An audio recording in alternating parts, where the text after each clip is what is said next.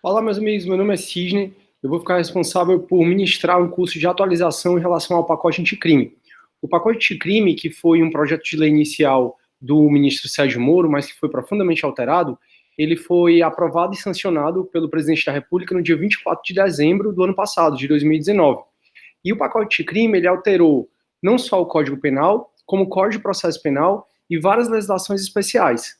Esse nosso curso é de atualização para os servidores do Tribunal de Justiça do Ceará e ele se destina a estudar de maneira bem profunda as alterações do pacote de crime no que diz respeito ao Código Penal. Então, eu vou ficar responsável por esse curso e gostaria de apresentar para vocês, nessa nossa primeira aula, nessa aula inicial, a proposta do nosso curso.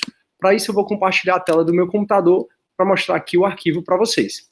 Bom, então, essa proposta de formação de servidores, o título do nosso evento é Pacote de Crime, Alterações no Código Penal. Esse treinamento vai ser dado à distância, essa atualização, e o objetivo é compreender a atualização trazida pelo pacote de crime, que é uma lei ordinária, a lei ordinária 13.964 de 2019. Mas a alteração no pacote de crime, não toda, então somente no que ele alterou no que diz respeito ao Código Penal. A justificativa é considerando a resolução do nosso Tribunal de Justiça para capacitação de servidores, e aí são vários cursos ofertados, um dos cursos ofertados pelo RH é esse. Metodologia, a aula vai ser através de videoaulas, textos e outros materiais didáticos.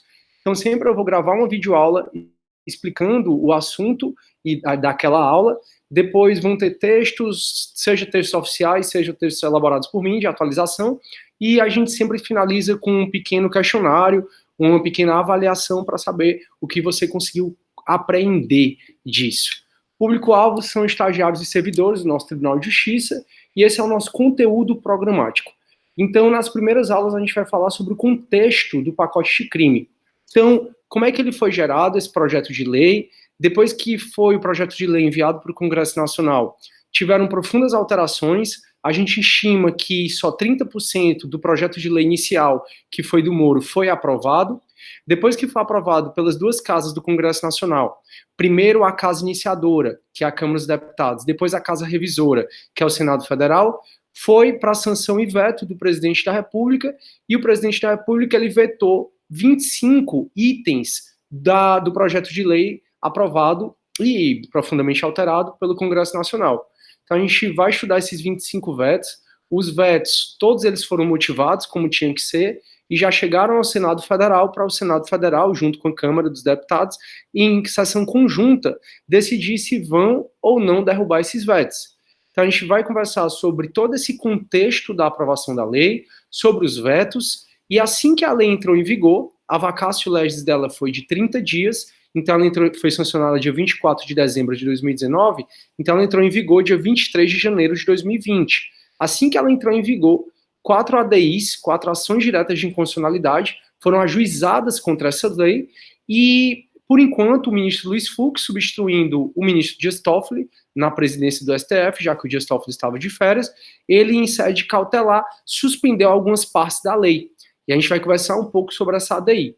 Então, nas primeiras aulas, a gente vai conversar exatamente sobre o contexto dessa lei ordinária 13.964, desde o projeto de lei, depois da discussão na Câmara dos Deputados, no Senado Federal e os vetos. A gente vai discutir os vetos do presidente da República e as 4 ADIs que foram ajuizadas contra essa lei, que ainda não tiveram julgamento e nem estão na pauta ainda do Supremo para ser julgado, não tem data certa ainda. Depois que a gente terminar as primeiras aulas, a gente começa a falar das alterações desse pacote anticrime no que diz respeito ao Código Penal em si. E no que diz respeito ao Código Penal, nós vamos dividir em 7 vídeos. E cada um dos vídeos eu vou explicar essas alterações.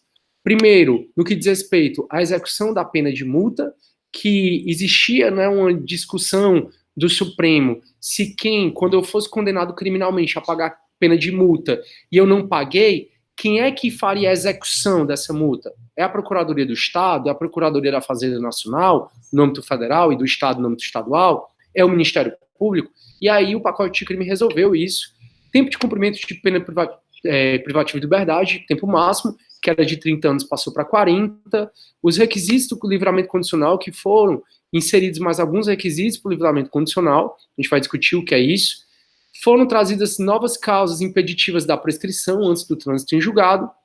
Também na parte especial do Código Penal foi inserido um aumento de pena no que diz respeito ao uso de arma.